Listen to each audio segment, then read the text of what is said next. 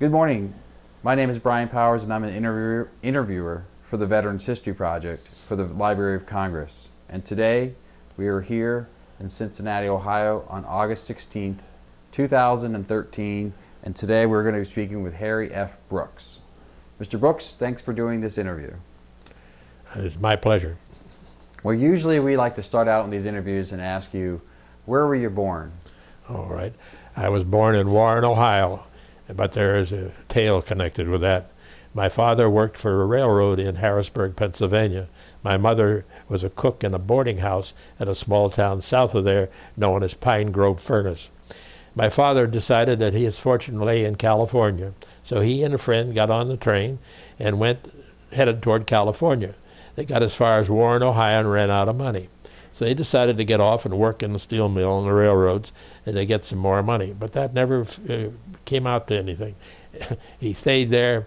He called my mother up. She came out. They got married, and I was born in Warren, Ohio. Otherwise, I would have been born in California. Right. So were you an only child, or did you have Only siblings? child. Yeah. And so did you go to school there? We moved to a small town known as Cortland, C-O-R-T-L-A-N-D, Cortland, Ohio, which is 9 miles north of Warren. My father purchased 4 acres of land, and we tried to farm that as best we could to make money. This was in the pit of the Depression, when times are really tough, and that's where I spent the rest of my childhood. And where did you go to school? Did you have to walk to school? No, I had to go by bus, and I was about 5 miles from the school, and the bus picked us up in the morning and dropped us in the afternoon. Did you have to work on the land too? Yeah. Oh yes. The family did, and 7 days a week. We were trying to raise produce that we would sell we're at the crossroads of 2, not main highways, but highways that are fairly well traveled, and we would sell produce on the front lawn, if you would, in order to get money. And so were you in high school when Pearl Harbor? No, I had graduated. Okay.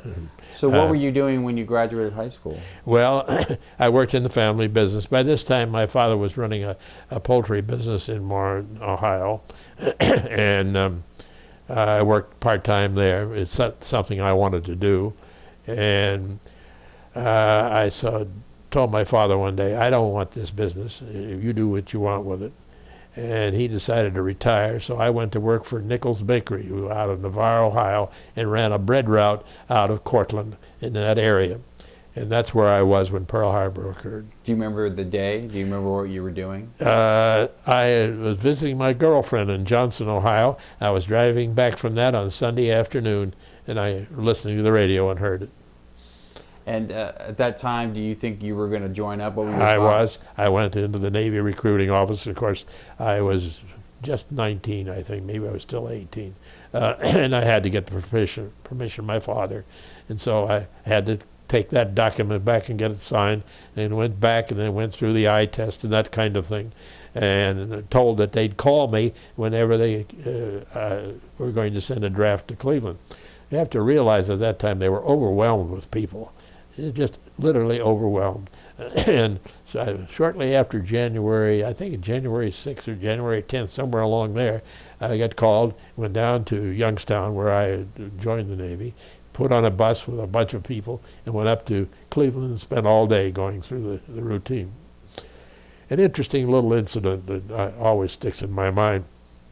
I had a friend who had worked in an undertaking establishment in northern Ohio, and he was quite a comedian.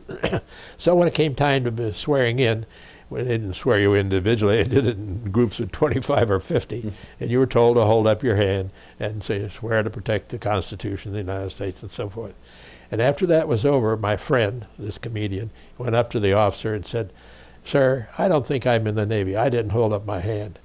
He said, "Don't worry, son, the guy next to you held up both of his." Now, was there a reason why you joined the Navy and not, say, the Army? Well, I'd always had a preference for the Navy.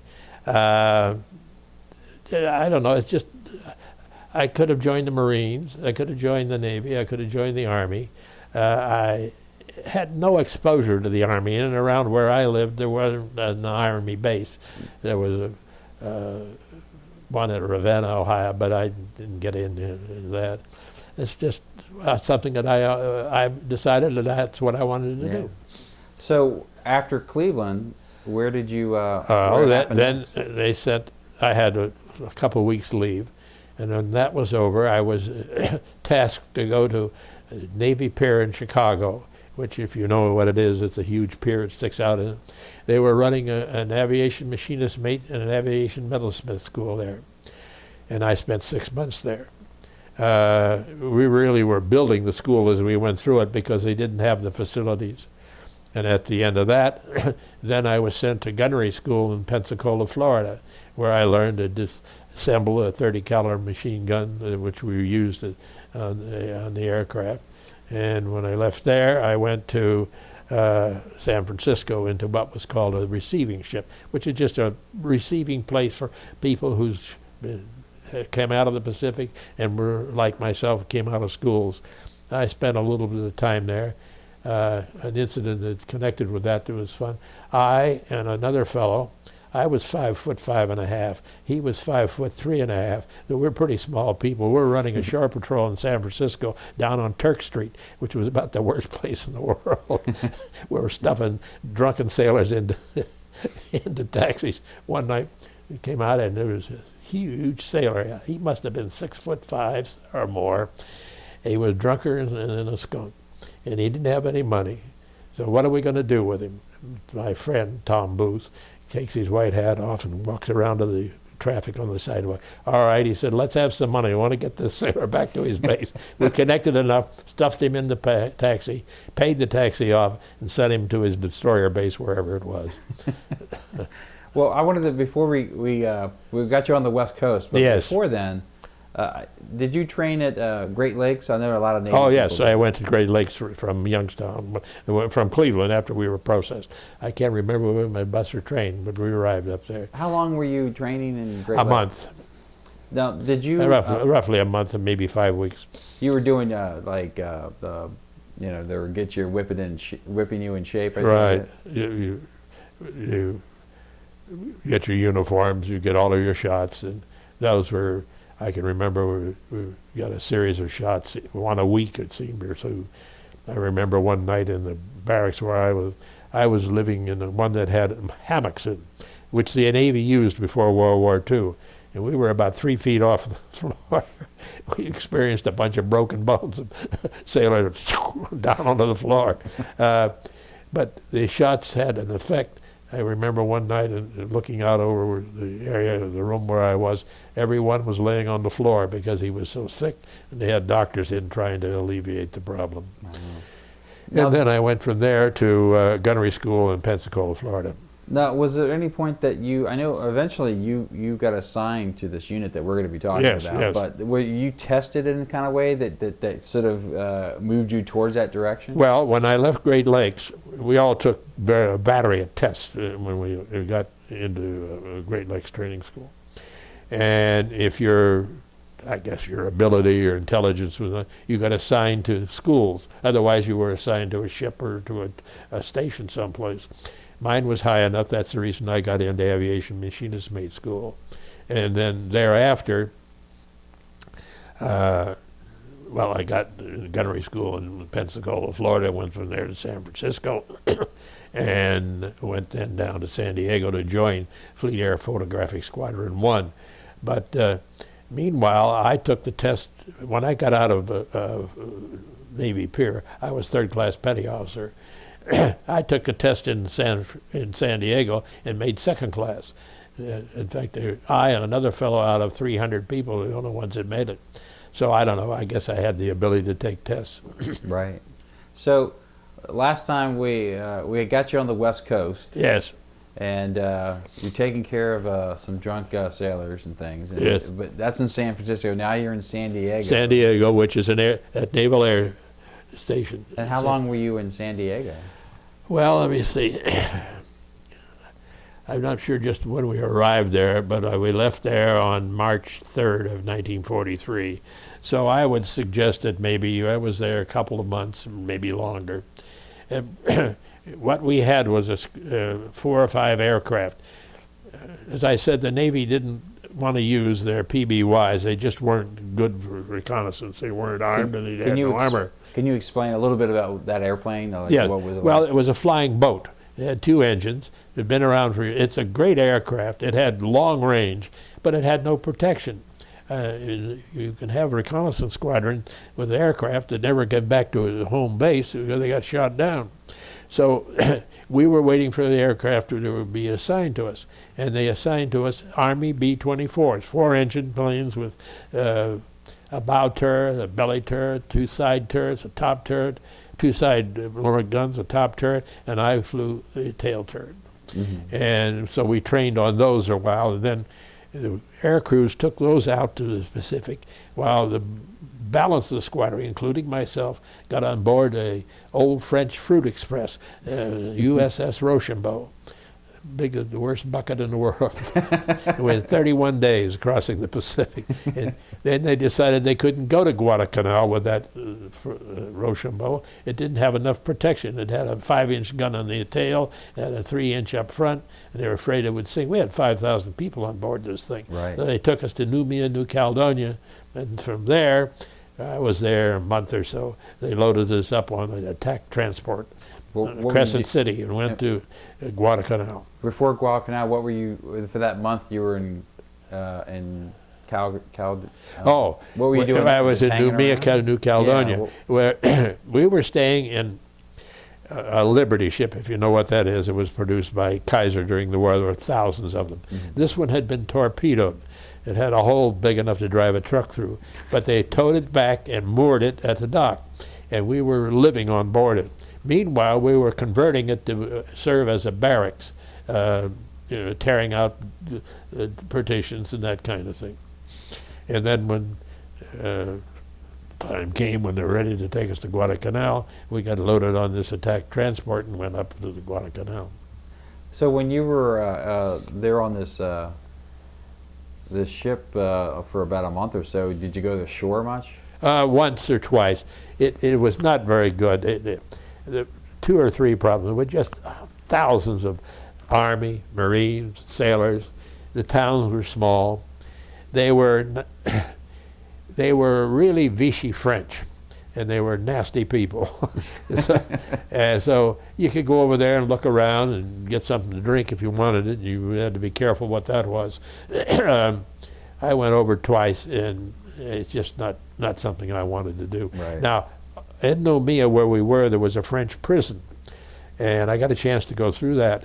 And that's the most horrible place in the world you ever saw. It had people in irons, leg irons, wow, and hand irons, criminals, I guess, and all the walls all the way around had cut, broken glass. And how did you get invited to go to see that or something? No, we kind of bowled our way in. And oh, you heard about it, and then you told the warden we wanted to take a look at the prison, and so he took us through. Wow. Okay, so now you're on your way to Guadalcanal. Right. What happens when you get there? Well, we made truly a combat landing, because I said the theory behind transferring Fleet Air Photographic Squadron people to where they would have a base to operate from is to get as close to the combat lines as you could, right, which give you a greater range that you could use for reconnaissance.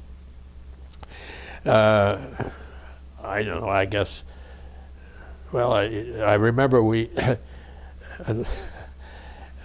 one morning we had breakfast, and we carried rifles, old Springfield .3s, and we had cartridge belts loaded with cartridges, and we had a lot of other combat gear. And he came over the bullhorn, land the troops. So I went down a rope, as you see, they unloaded the ships in those days with rope arrangements that dropped down the side. Well, the problem with that is people stepped on your hands or dropped a rifle on your head if you weren't careful. Right. Ended up down in a boat. We went into the shore of Guadalcanal. And when I got in there and I got off and I looked up, and here's a pile of cargo, and there's some sailor sitting on the, and he was just laughing himself silly because he didn't see any reason why we had to make a combat landing. The Japanese troops had already gone into the wilderness or tried to get out of Guadalcanal. Right. So then we set up our air base. I lived in tents for a while, which are really bad. And we built Quonset huts and had 12 men on the side. So how many people were there on that base, would you say? 400. Yeah. How many planes did they have? We had. Were they all B-24s? We had 8 crews, 8 planes, yes. And they were how many people? 5 or 6 people to a crew? Or oh no, let's see. Was it? We had a bow turret. We had 2 pilots. Oh, We right. had a navigator. We had overhead turret, the top turret that had a person, a belly turret that dropped down out of the plane, 2 waist gunners, and myself. We were around 10, 11 people. And But it was a B-24, which was used for bombing in Europe, was 4-engine equipment, and with all that armament, and had some armor plate on it. It was a good plane for us. now that was that the when was the B-24 developed? Was it developed? It wasn't around before World War II. No, it was developed during largely produced by Henry Ford out in Michigan, and there were B-17s, which was developed before World War II and used in bombing of Germany. There were a great number of those bombing raids conducted by B-24s, quite a number of them. It had 2 bomb bays in it. They were divided, and of course they had screens that came down over them. We didn't do any bombing except on 1 or 2 occasions. We mounted huge cameras. We had cameras that could take photos from 20,000 feet, from 25,000 feet, 10,000 feet. And a large part of what we did was strip mapping. Strip map, you go across at 10,000 or 8,000 feet. You turn around and you don't vary your altitude or your speed. Well, that's just great for the gunners down on the ground. The Japanese, after about the second pass, they knew where you were coming, what speed you were, and what happened. And you got bracketed by anti-aircraft. That happened a lot with you guys? Oh, yeah, God, yes. Did you do that mostly at night, or did you have to do it during the Well, day? Or did we had a captain, Howell J. Dyson. He was old-time Navy. He was a pilot. He had gotten into his mind that we could photograph the Kahili Japanese aerodrome at the bottom of Bougainville at night. And we'd go up there at night and we'd start across, and searchlights would come on, and what we had, the cameras were mounted in the bomb bay with a photoelectric cell. And we would drop a 25-pound phosphorus bomb, which would explode off of the ground at 100 feet or 200 feet, and then the cameras would go. Well, we never could make a map that was accessible. One of the problems were we found out that I looked out the back turret, and here was somebody following us. It was a Japanese night fighter. And then what else happened? Those searchlights would set off the cameras ahead of time, which didn't do it. And he just gave it up after a while. I used to go down to those briefings and say, well, tonight we're going to go over Kahili. Oh, God, here we go again. Wow, so there was several attempts at it, huh? Oh, yes, a month of attempts. We actually went down to New Hebrides, which was islands 800-900 miles east of Gaudalcanal, and tried to do experimental work with it. And I thought we were done with it, and the Army gave him a map, a photographic map taken at night of Guadalcanal, and that just set him off after that. He wasn't going to quit. But finally he got transferred, so we didn't hear any more of that. How often were you going out, would you say? We on flew missions? about every other day, sometimes every 3rd or 4th day, depending on where we're going and what we need to do. What was like the farthest out that you guys went? I mean, I went how, out or to I the guess, island. You have to understand what the Pacific was like then. There was a line of islands from Hawaii on down through Nauru, through a bunch of other islands, and we were on the state side of this. The Japanese had captured everything else, and we were trying to determine if they wanted to take any one of these islands to build an air base, because that would then prevent us from going from Hawaii to Australia. And the furthest I went out was to the island of Nauru, Nauru, It was an old phosphate island, a mine for phosphate. We left Guadalcanal at midnight. They provided a submarine that surfaced halfway there and sent out signals, because that was a long way and it was hard to navigate. And we got to Nauru and photographed it. Lucky to get back, because we came upon it at about 8 o'clock in the morning. It was a beautiful island, no activity whatsoever. And somebody said, well, we're here at the right time. It was just as we got over, all hell broke loose. And the aircraft was, and the fighters began taking off from down there, which we hadn't seen. Wow. But we had finished our mapping and turned around and went home. Where were they coming from the island? They had them hidden on the island somewhere, yes. You know, there may have been another part of the island which I didn't see. How often, I know that you probably did a lot of missions, you're doing it every other day, but how often did you encounter the Japanese on some of these Well, missions? always the anti-aircraft over any of their facilities. The New Georgia Islands, which were immediately above Guadalcanal. What we had done, there was a series of islands to the to the west of that. Excuse me. About 20 miles or so, which Allies occupied. We set up a photographic lab on that, sent people up there. We did map Munda Airfield on New Georgia, and then come over and drop the photos. You're going to have to give me a chance. Okay, we're about to continue our interview with Mr. Brooks. Mr. Brooks, can you tell us another mission that you were on? Well, one of the large islands in the Solomons is the Bougainville. It's the biggest of all the islands, and it's about 700-800 miles from Guadalcanal. And you have to know the geography. Bougainville is here, and New Guinea's over here, and up here is the Japanese base, Rabaul, the biggest base that they had in the Pacific. After the war, we found out they had over 100,000 troops there and all kind of aircraft. So what you would find would be aircraft coming from Rabaul down to New Guinea. And so one day we're up there, and somebody looked down and said, my God, there's a destroyer down there, or a cruiser, Japanese. Sure enough, it was. It was coming from Rabaul down to New Guinea. So we carried the depth charges with us. Our ordnanceman, the guy who flew in the bow turret, came back and set them for contact explosion. We had 3 of them. And so we went up to 10,000 feet and went over the destroyer. We had a good bombardier on board. He let the bombs go, and it came fairly close. Probably broke some china on board the destroyer. But I was talking with some people about it later who had more information than I had about bombing Japanese ships. He said the Japanese captain down there had his binoculars on your bomb bay. As soon as those bombs dropped, that destroyer, and it was going on 30-some knots, just turned over to the left or to the right, whichever, and that's why we missed him.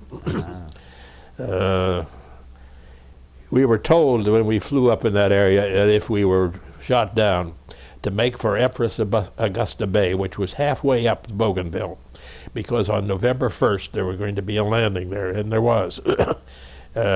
You didn't care for much to know about that secret, but that's all solid jungle. I think I may have told you, another one of our crew, and I got involved with this, but I wasn't on the flight, was up in that area doing search work.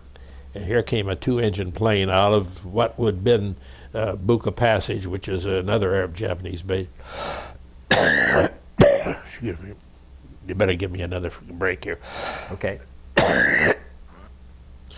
Another mission, which I was not on, but I interviewed the crew later and also got involved later with the relatives of the person. They were making the same search pattern we did, up to Bougainville, over to New Guinea and down. And here came a 2-engine plane out of Buka Passage, which was another Japanese base in that area. And they were using what one fellow said was an Aldous lamp. It was a signal lamp. But they weren't sure about what they were shooting at us. So the captain of that crew said, take them out. So they opened up with 10 or 11 50 caliber machine guns and shot them down. Then we circled and found out that one of the survivors had blonde hair. We decided that wasn't Japanese. We decided it was probably Australian or New Zealand. They dropped a rubber raft, food, that kind of thing. But couldn't hang around because we were running short of fuel. They ordered a Dumbo, which was a 2-engine PBY I told you about, to come up and pick them up, but they could never find them. The Australia and New Zealand people searched, and they searched for 6 weeks or more. And they finally found a raft grounded on an island in the Coral Sea, and apparently they had died from exposure, lack of water, and that kind of thing. Now, when I was at Miami, and actually I had retired, I got a letter from a librarian in Australia. That was her uncle who was piloting that plane. She was trying to track down his history. He'd had a brother who was shot and killed by the Japanese and tortured, by the way, in Singapore. He had another brother who had been killed in Flanders in World War I. So I wrote back and forth to her, and she sent me clippings from the New Zealand and Australian paper. They weren't critical of her. As I said to her one time, when you're in that kind of a circumstance and somebody comes at you and it looks like it's an enemy plane, you don't ask questions, you shoot them down. And she agreed with that. And what they were flying was a Bristol Beaufort, which was a British plane licensed for production in Australia. Mm-hmm. And head on, they would look like a Japanese. It was a sad, sad thing. I talked to the co-pilot of our plane. I talked to him as late as 2000. He's still alive. He lived in Florida. He said, I was convinced it was a Japanese plane, and I was sure it was, and we weren't going to take any chances. So that at the end of it, he apparently did a presentation in Australia, and they weren't bitter about it at all, but of course they wanted to know what happened. Right. Did you have many encounters with planes? Oh yes. Well, the one that we were flying over Munda, I told you about New Georgia. And by the way, we'd take the photos, put them in a waterproof container, then go over to the islands that were occupied by the Marines and drop it. I remember one day they dropped it with a parachute. I'm in the tail turret behind those two giant tail fins. Mm-hmm. And somehow or another, a parachute caught underneath the plane, and this circling between. I got on the intercom. I said, we're going to crash it. It's going to destroy these tails. So what they did, I'm told, they got a small guy that was on the crew and hung him out of the hatch. And we got the parachute left, and it dropped down in the water. And I saw our photographer waiting out to get it. Wow. At about that same time, another mission up there, the Munda Airport was one that we went over frequently. We made a circle and came up over Vila in Kolamangara, and 10 Japanese Zeros or Vals, or one of them, I never did know what they were, dropped down from 40,000 feet and attacked us. And what they did was they'd get out in front of us, out of the range of our guns, and line up like this, and then come at you. Several go top, several go bottom, several go to left, several go right. And we had that happen a couple, 3 times. But we had a combat air cover, which was flown with P-40s, I think, by New Zealand pilots. And we signaled them, and they said, get the hell out of here. So we were going to shoot somebody down, and we don't want it to be you. So the captain put that wobbly-tailed B-24 and jammed the throttles against the firewall, and away we went. We shot one of them down. I got credit for it. I'm not sure whether I did it or whether somebody else in the plane did it, but at least I saw him go down into the water. Mm-hmm. So we were in a number of air raids while I was on Gaudalcanal. The Japanese were running express out of Guadalcanal, trying to evacuate their soldiers and take them up north. I remember sitting in one briefing on a mission. They said, when you get done photographing Buka Passage, when you get done with that, you can drop down to whatever level you want and come down along the east side of Bougainville, and watch for barges in inlets and that kind of thing.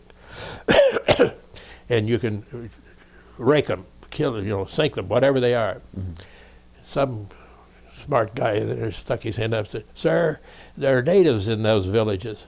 He said, "I'm sorry, but this is war, and they've been warned before to get away from the coast and get away from the Japanese." So we came down and blasted the inlets. I don't know that we got any barges, sure or not, but they were running them out there, for a month, evacuating people. They were going to take them up to Truk, which is a major Japanese base up in the central Pacific, and they would be back there shooting at us. So we weren't too much worried about the natives. The natives on Guadalcanal were Melanesians, about as ugly people as you ever could see. And it was interesting to watch them. I would look out the Quonset hut, and here was probably the father, the head of the family, with a blanket around him, walking with a stick. Behind him was presumably his wife or his girlfriend or whatever, loaded up with kids and all kinds of stuff. That's the way they operated. They were British employed, and they were employed on Guadalcanal to do cut brush and this kind of thing. Paid them 15 cents a day. But there was one guy that wore 3 inverted stripes strapped around his arm. He was a sergeant. He got 30%. I remember going out of the back of my Quonset hut one day, and they were having a lunch, or what they would pass for lunch. They had a gasoline can, I presume, filled with rice, and some kind of meat, probably beef, with a canned meat.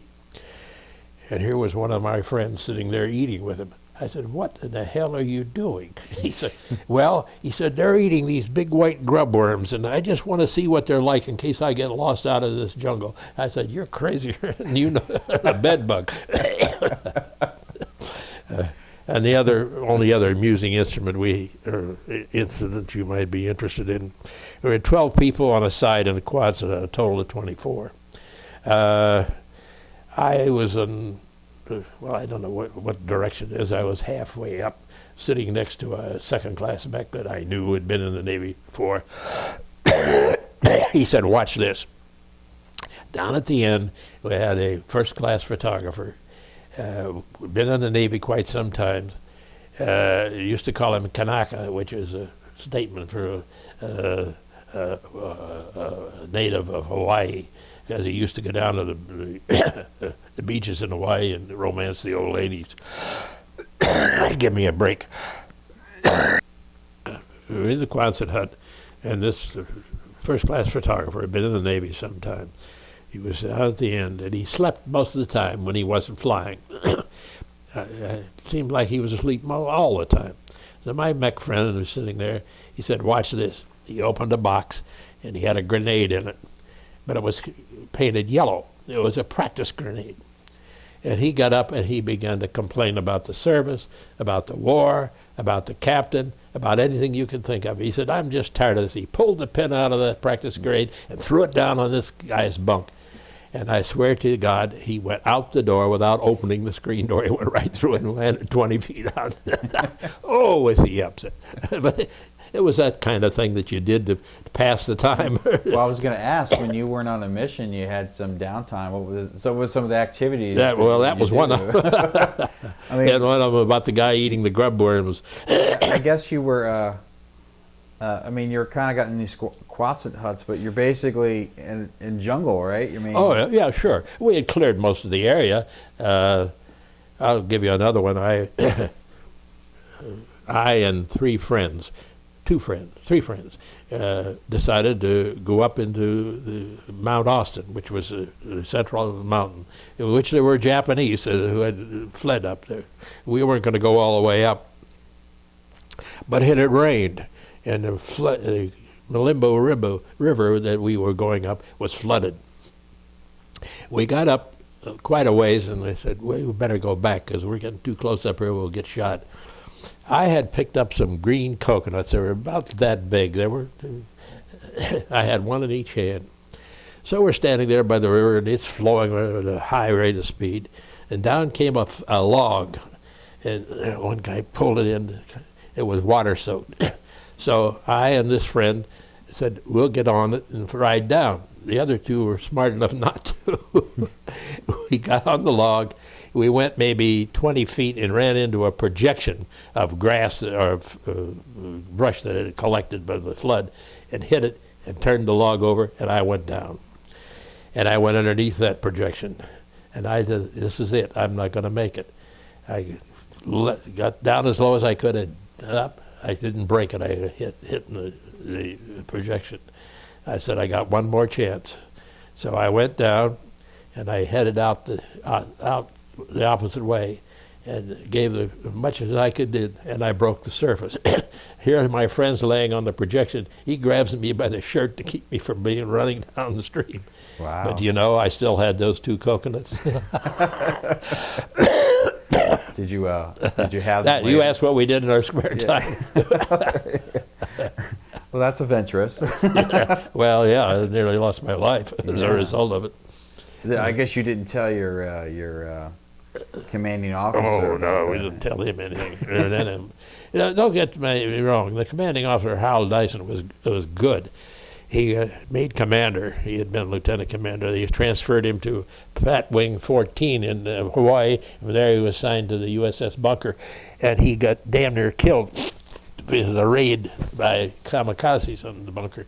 In fact, I don't think he ever flew after that. He was in bad shape. Another one was we were down at the flight line one day, and we had to clean the guns when we got done. And I'd cleaned mine, and 2 or 3 or 5 or 6 guys were standing out at the wingtip of this B-24. A photographer was cleaning guns in the waist, which is a hatch on each side. And he had the gun out this way, and he was cleaning it. And we're standing out there having a conversation. And he decided to slap down the cover plate on that 50 caliber with the ammunition train still in it, and it went off. You never saw guys dig into the ground so fast in your life. But he had sense enough to hit the butt of the plane, of the gun, and it went out that way. Probably startled some people over in Henderson Field. That's the kind of thing that happens here. Another one, we were one of our planes had been transferred up to Bomber 1, which is a new strip, and it was loaded with gas. We, by the way, carried 2 625-gallon tanks in the front bomb bays and used the back for photography. So we were destined to go over, so 2 or 3 of us, with a gas truck and unload those 2 gas tanks because they weren't going to go on the mission, whatever it was. So we did. And they had a hose about that big which sucked the gas out. We dropped it on the Marston matting, which is metal matting and coral underneath. And it dumped a quantity of gas out. You would expect that. Walked out to the edge of the wing, and this plane captain, who didn't have a lot of sense, was smoking a cigarette, and he went like that. And it hit that gas. Really? hit that gas in the, and went right up underneath 2,000 gallons of 100-octane gas. Oh, my God. And they couldn't get it out. I kept shoveling stuff on top of it. It'd break loose. We finally attracted some people. We had more people trying to put that fire out than you would think. I crawled in the back hatch of the plane, got 2 fire extinguishers, and came up and used those. They helped, but I froze my hands as a result of it. Wow. I used to say you have to be careful in the service. There are 2 enemies: the one you're fighting, Japanese or German, or the people you work with can get you killed. What did you have there? You didn't have a hospital. You had some sort of we had medical sick bay. A sick bay. But up the road at another outfit, which was a service outfit, they had a hospital. I spent 10 days up there because of malaria. How would you get up there? How would they transfer? Transferred by truck. It wasn't that far. And so, you guys were in the jungle, what, because you were sort of a secretive operation or something? No, it's just Guadalcanal and all of those islands under are just, you'd have to see it to understand it. As you come into Guadalcanal by plane, it's beautiful. Dark green jungle, light green underbrush, sand, if there is any, is bright white, and then blue water. It's just delightful. But when you get near it, you wish you hadn't done so. It smelled, it stank, that jungle rot, the stuff that falls down out of the trees themselves, it just rots away. And now we cleared a space where our headquarters were and built these Quonset huts. So we weren't living in the jungle, but we weren't too far from it. And you were there for over a year? Yeah, about a year. And another kind of amusing thing, when we left the United States, chief radioman Oakland, we big metal trunks to gear in. He loaded it up with cheap whiskey and marked each box, secret machinery, do not open without the permission of Chief Radioman Oakland. Then when he got to Guadalcanal, he got one of his Confederates, and they went out in the jungle and buried this. And then let the word get around, because there were Army units here and other Navy units, that you wanted some whiskey. He had it. He sold it off at $50 a pint. Made a fortune. Well, I kind of wanted. Okay, so you were there for about a year. One of the things I wanted to ask before, I kind of wanted to see what we did after that. But so when you were a rear tail gunner. So how much did you have much protection from? Well, I had armor plate on either side of me and underneath the seat, presumably bulletproof glass. All of that didn't mean anything. You got hit with anti-aircraft, whether they were shells that hit you and then exploded. And the Japanese Zero and many of their other planes carried 7.6 machine guns in the wings, but they carried a cannon, about a 20 millimeter. It's shot through the propeller. And when they lined up, when you let go with that, you could sustain some damage. And my other question was the B-24, the plane that you were flying. I mean, how far the range was it? How far could you go out and be up on the air and get back? If you put those extra tanks in, you could go 2,000 miles and turn around and come back. Now that was an extreme edge of it. More than likely, you'd go 1,500 out and 1,500 back. Okay. But it gave us the ability to do photographic work for the entire Solomon's chain. You see, otherwise we would have flown off of Guadalcanal in one of the short-range planes, gone up 300-400 miles, and then have to turn around and come back because of fuel. Was there much problems? I mean, I guess you had pretty good navigation equipment about trying to get back to base. Was there ever things where you got off? Not that I know. I didn't in the crew I was on, and I didn't hear anybody report that. I was wondering if there was anyone who ever got lost a little bit and then find a way. I suppose it could happen, yes. Seems like that would be a scary place to get lost out there. One of the things that was in favor when I was there, the anti-aircraft possessed by the Japanese ground forces, the Japanese Army, was not radar directed. It wasn't very good. They just threw up a lot of ack and maybe you'd fly into it. But that was on their planes, like the destroyer. I told you that we bombed. The anti-aircraft after that was extremely accurate. And the way that happens, you're flying along, and it's true even of the ground aircraft, or anti-aircraft. You'll see a burst here, a burst here, a burst in front, a burst in back. Not the same gun, but that's the way it is. Now they've got you bracketed, and you know the next one's going to be right on because they'll make the necessary adjustments. What do you do when you see that? You hunch down. And how was your communication in the B-27? How did you? B-24. I'm sorry, we have an intercom system. Yeah. And it worked very well. Yeah. We were trained to stay off of it. The only thing we were to do to report it, aircraft or incidents or something we saw on the ground. Chatter was just something you tried to stay away from. Right. How many missions do you think you could? I don't know, there was a lot, but how many do you think you were on in that year? Oh, 35, 38, somewhere in that neighborhood. I had a flight log, but I've given it to my son. It was about that many.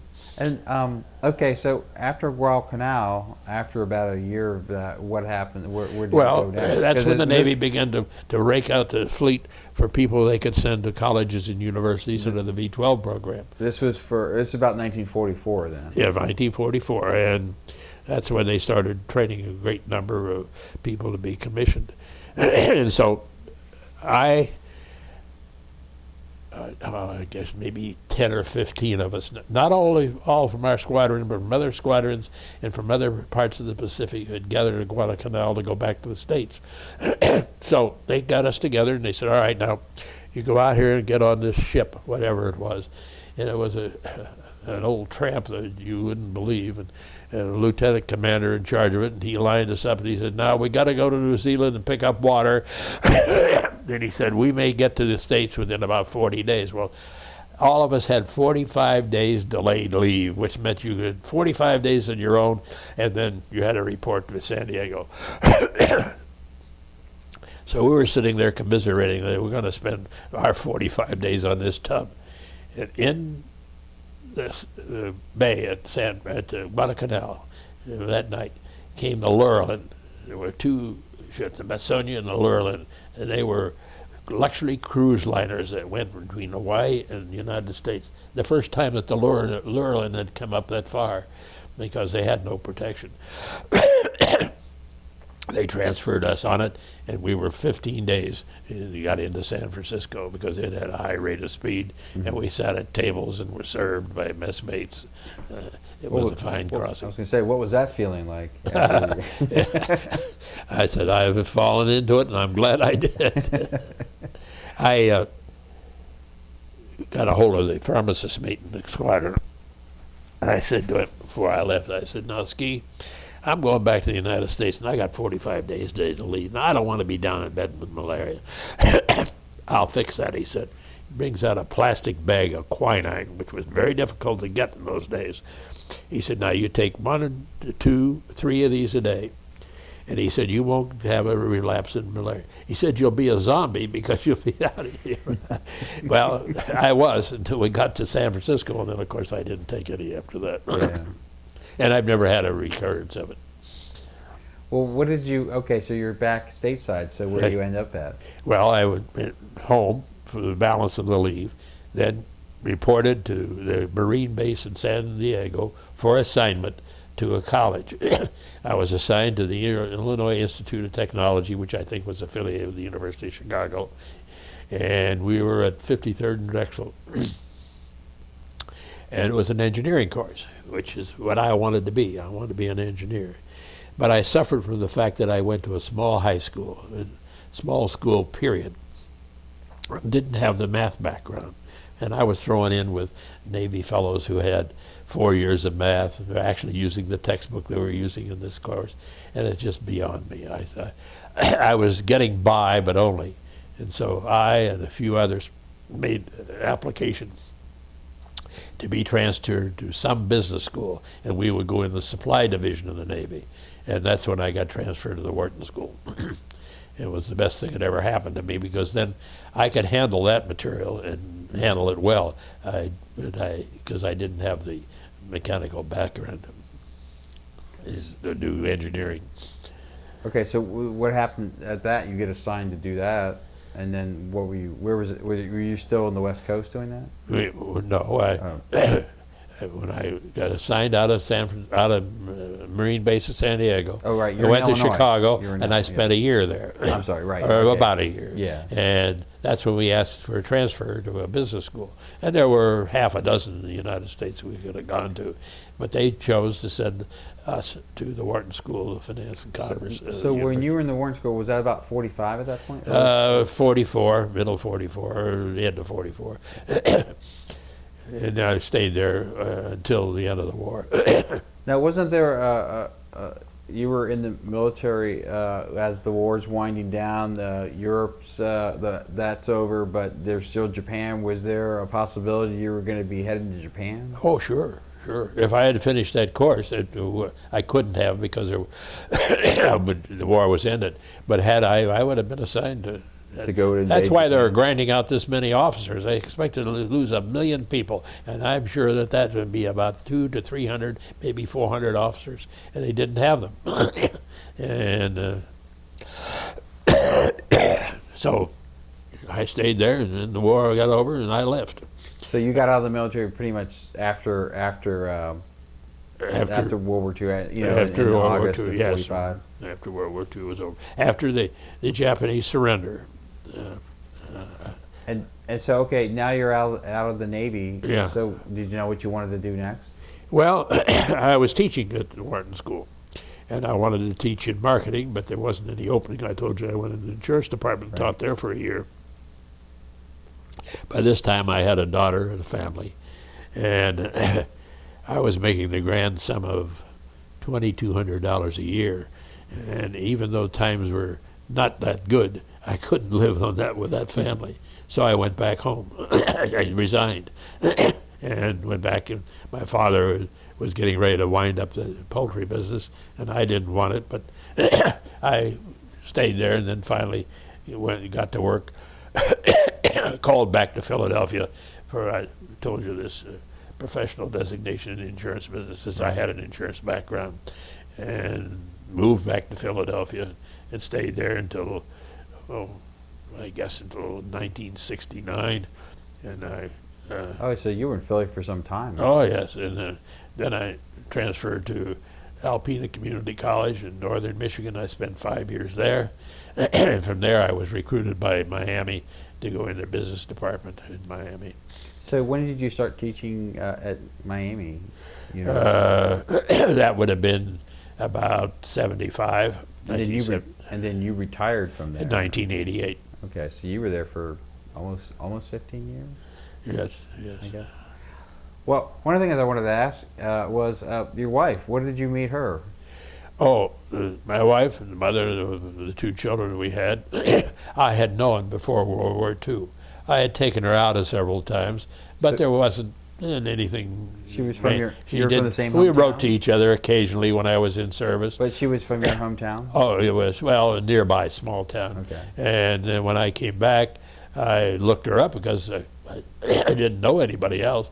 And we started to go out together, and we got married. And you got married while you were still in the service when you got married? Yes, I was still in the service. Did you get married in Ohio? No, I got married in Philadelphia.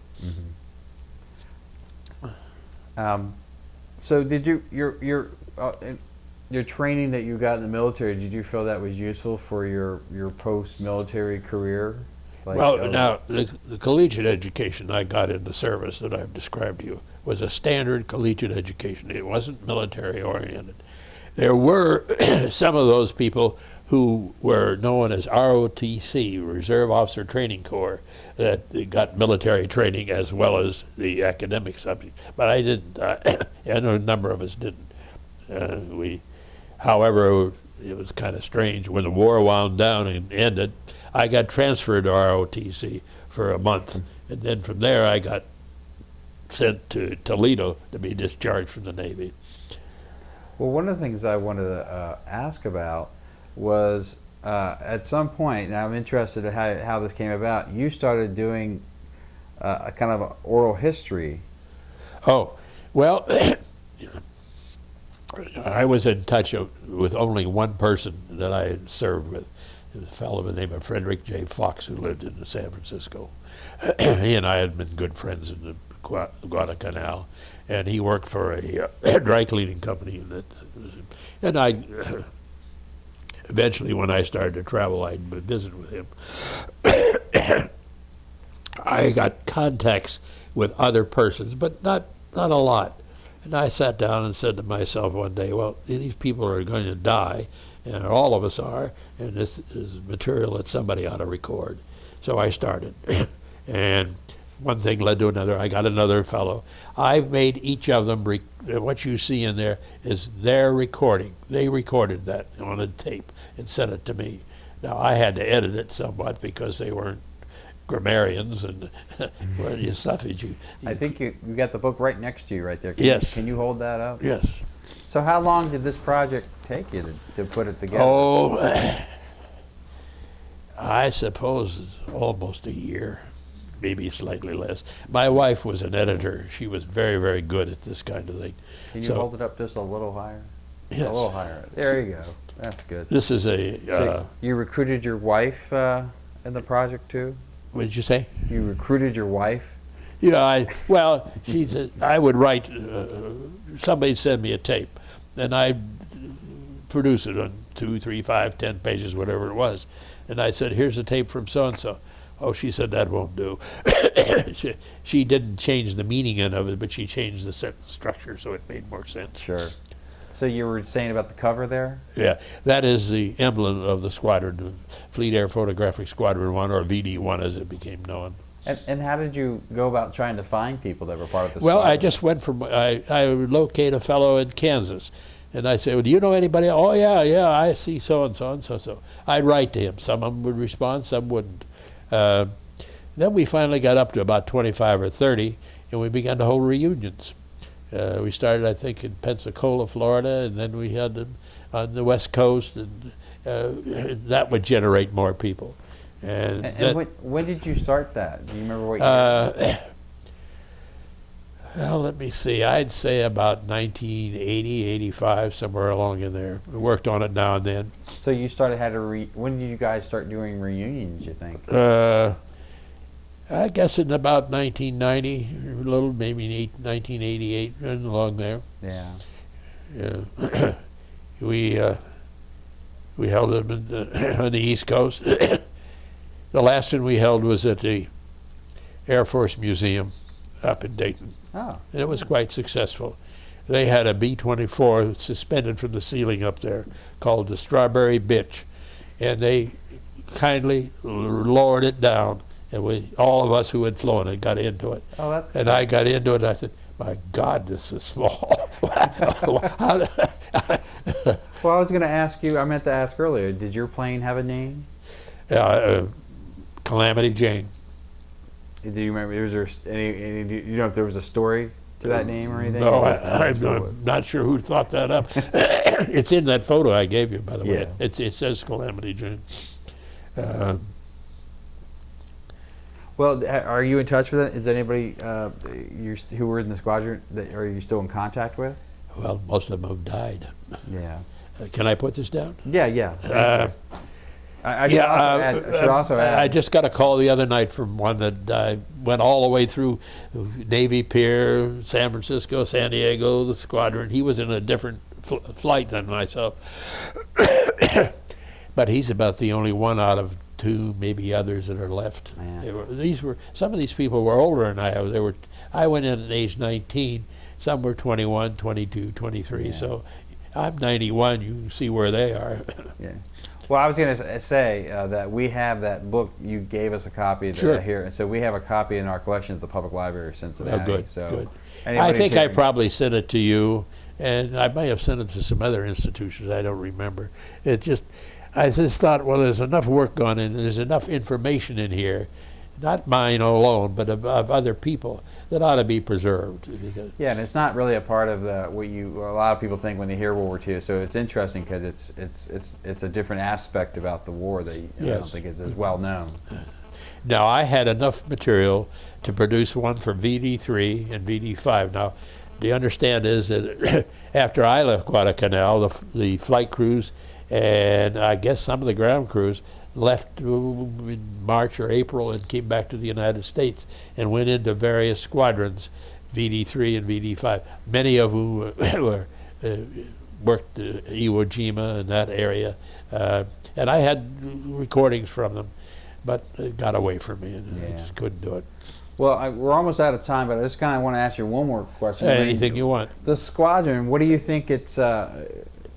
How do you think it contributed to the war effort? I mean, Well, what do you think it was? Its We were a greatest achievement? photographic squadron, and we made strip maps of enemy airfields. We photographed inlets to see if there were barges and that kind of thing in it. that, well, for example, in New Georgia, I told you that's where the Munda Airfield, that was a terrific battle the Marines were in over there. Over here, about 15 miles or so, was another series of islands which we had set up a photographic lab. We would take a strip map of the Munda Airfield at 10 o'clock this morning.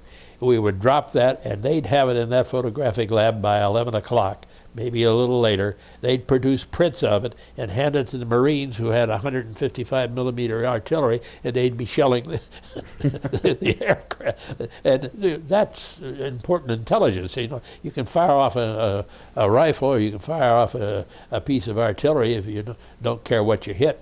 But they would examine it, and say, that looks like that might be an ammunition bunker. Let's fire our artillery at that today. Well, great. Well, I want to thank you so much for taking the time to tell us some of your experiences and your memories. Well, I'm not sure that's interesting to anyone. I haven't pushed it at all. After I put this out and distributed a few copies to everybody that I knew, and that was the end of it. Well, I think it's great, and I appreciate you. Well, I appreciate your coming out here and doing it. Well, thank you, Mr. Brooks. How much do you have? How much of this kind of thing, not exactly, do you have in the library in Cincinnati? Well, we have over 400 interviews that we've done of various people that were in the war. But you don't have printed stuff? Well, mostly people who wrote their personal memoirs, you know, like little that things, but you'd have. nothing like it. Yeah. A few guys have actually have something what you have, which seems to be much more researched, but not a lot. Yeah. I mean, you're one of the Well, things I was at a university and had been taught to write, and I had a wife who was an excellent editor, and I just, as I said to you, I thought this ought to be captured. And I did, and I thought, I don't care if anybody ever looks at it. At least we've got it down in case somebody says in the future, I wonder what happened out there. Yeah, it's great. And I'm going to make sure that people know that we have that book to read at the library. Sure, so. sure. Well, thank you very much for your time. Well, Appreciate thank it. you.